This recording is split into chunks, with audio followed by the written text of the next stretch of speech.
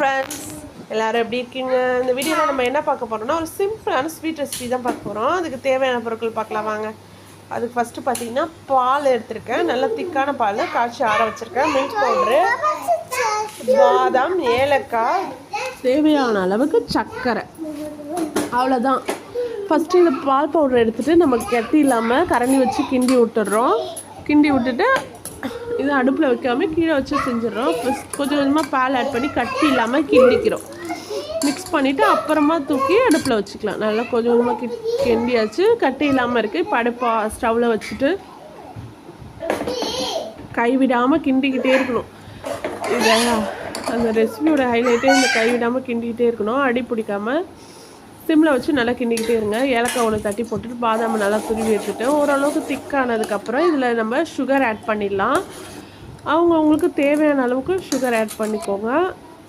பால் பவுடரில் ஏற்கனவே சுகர்லாம் இருக்குங்கிறதால தேவையான அளவுக்கு சுகர் ஆட் பண்ணிக்கோங்க. ஆட் பண்ணிவிட்டு திரும்பி கைவிடாமல் கிண்டிக்கிட்டே இருங்க. நல்லா கிண்டி விட்டுட்டே இருக்கக்குள்ளே தான் நமக்கு அடி பிடிக்காமல் வரும். இதில் நான் பார்த்தீங்கன்னா தேங்காய் ஆட் பண்ணியிருக்கேன். தேங்காய் ஒரு 2 டேஸில் சாப்பிட போடுறதுனா திருவின தேங்காய் அப்படியே போட்டுக்கலாம். இல்லைன்னா கொஞ்சம் வாட்டி போட்டுக்கிட்டிங்கன்னா நல்லாயிருக்கும். தேங்காய் போட்டால் கண்டிப்பாக தேங்காய் போடுங்க. செம்ம டேஸ்ட்டு, ஃப்ளேவர் டிஃப்ரெண்ட்டாக இருக்கும். ஒரு ஸ்பூன் நல்லா நெய் போட்டிருக்கேன். நெய் போட்டுட்டு திரும்பிக்கு நல்லா கிண்டி விட்ருங்க. கைவிடாமல் கிண்டிக்கிட்டே இருக்கணும். இதில் இதான் கொஞ்சம் ஹைலைட்டான விஷயமே. கிண்டி விட்டால் நல்லா திக்காகிடும். கார்ன்ஃப்ளவர் மாவு போட்டால் கூட நல்லாயிருக்கும். பட் ஆனால் நான் யூஸ் பண்ணல. நான் கார்ன்ஃப்ளவர் யூஸ் பண்ணல. இதுமாதிரி கிண்டிகிட்டே இருந்தீங்கன்னா ஒரு கட்டத்தில் கட்டியாகிடும். இப்போ பாருங்கள், டேஸ்ட்டுக்கு என் பையன் வந்துட்டான்.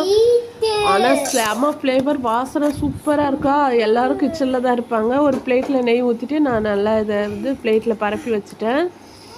எல்லா குட்டீஸ்க்கும் ரொம்ப பிடிக்கும். பால்கோவா மாதிரி கூட இருக்கும். இதில் பார்த்தீங்கன்னா பாதாம் மேலே தூவிட்டு பாதாம் சைடில் வச்சுட்டு டேஸ்ட்டு சூப்பராக இருந்தது. சாப்பிட்டு பாருங்கள். நீங்களும் செஞ்சு சாப்பிட்டு கமெண்டில் சொல்லுங்கள். நெக்ஸ்ட் வீடியோவில் பார்க்குறேன். பாய்.